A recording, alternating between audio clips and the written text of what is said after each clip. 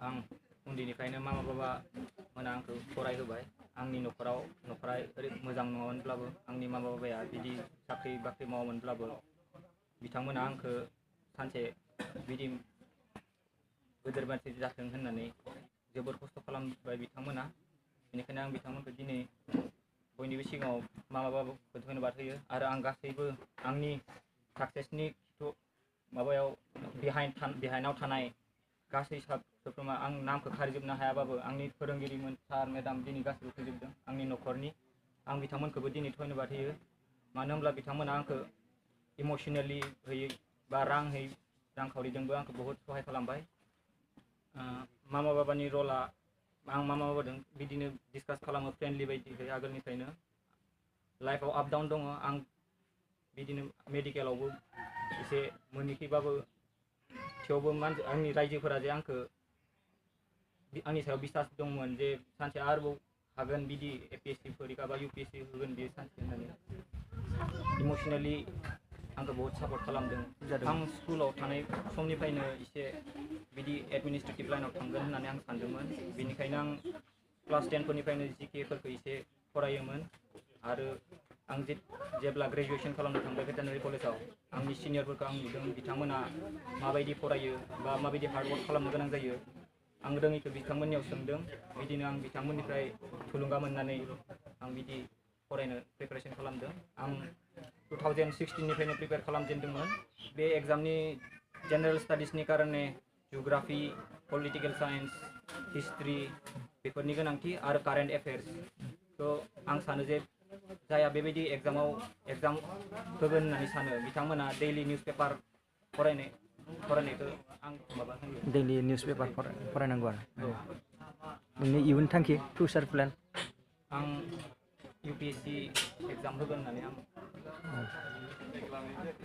आं बे गथ'खौ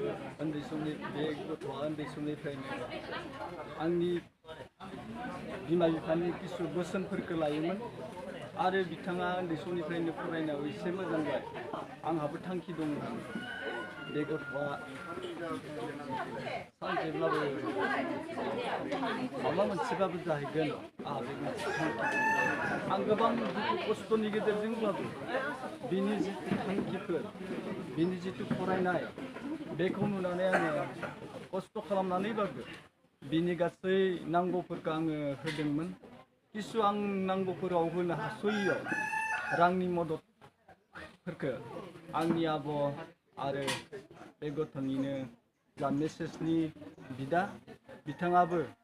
माजा माजि बेबायदिनो हेफाजाब होनानै आंखौ मदद खालामदोंमोन आरो बेबायदिनो जोङो गथ'जों सावरायोमोन जोंनि न'खरनि दुखु सुखु अब्ला बियो बुङोमोन नों सिन्था खालामनाङा सानसेब्लाबो आं माबा मोनसे जाहैगोन नोङो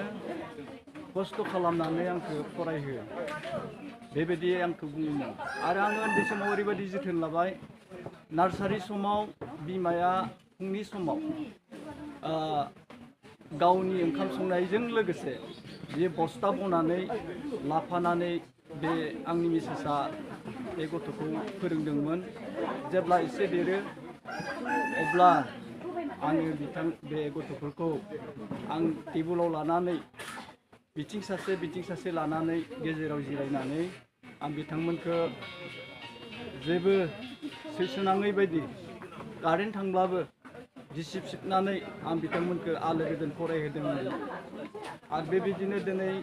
बे गथ'आ जोंनि बोसोनफोरखौ लानानै आरो गिदिर गोलावफोरनि फोरोंगिरिफोरनि बोसोनफोरखौ लानानै दिनै बे गथ'आ बेबायदि APSC आनजादखौ पास खालामबाय बिनि थाखायनो आं जोबोद गोजोननाय मोन्दों आरो नोंथांमोनखौबो गोजोननाय मोन्दों आंनि बिबुंथि आङो उन्दैनिफ्रायनो आंहाबो बेबायदि गिदिर आंनि फिसायाबो गुबुनफोरबायदि बेबायदिनो सानसेब्लाबो गिदिर मानसि जाथों होननानै आंबो उन्दै समनिफ्रायनो बिफाया दायो जिखौ बुंलांबाय आं बेबायदिनो हानायखिनिखौ आं जिखौ रोङो नंगौ आं रोंगौथि गैया आंहा जेबो अब्लाबो जिखौ रोङो आं बेखौनो बे गथ'नो फोरोंबोबाय बेबायदिनो आंनि बाथ्राफोरखौ बे गथ'आ लायोमोन आंनि फोरोंनायफोरखौबो लायोमोन आरो बेबायदिनो जोंनि बाथ्राफोरखौ मानिनानै बियो फरायोमोन जेब्ला देरलाङो बियो हारसिंनो गावनि फरायनांगौ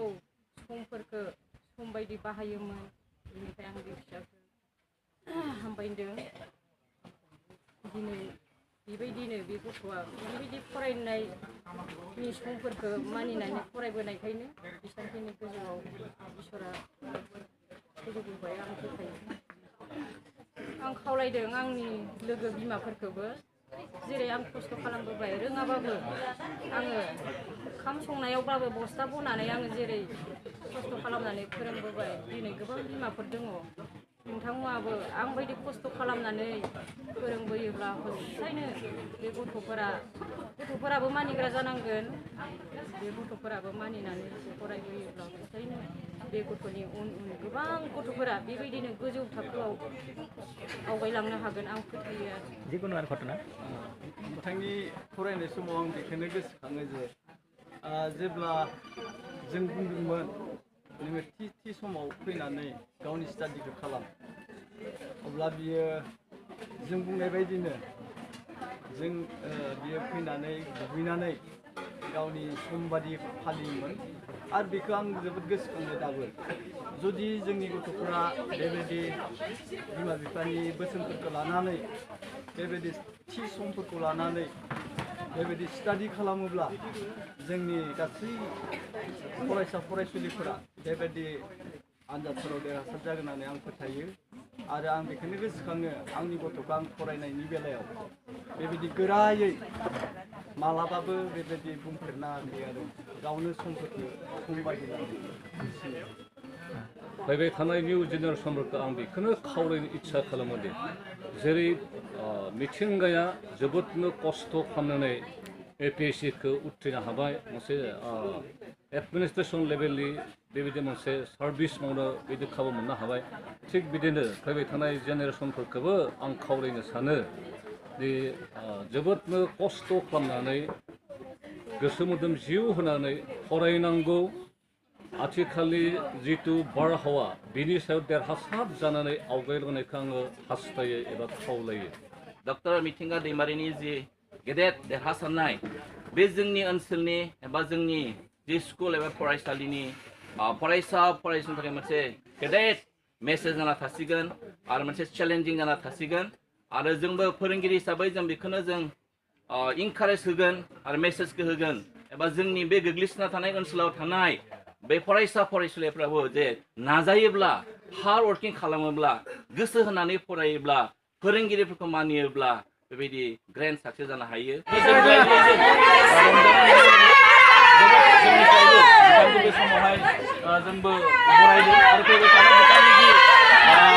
नाजानाय बे नाजानाय आरो गोजौ फारसे जाफुंसार जानो हायो पास जानानै जोंखौ दाखालिनिफ्रायनो जोंखौ रंजाहोनो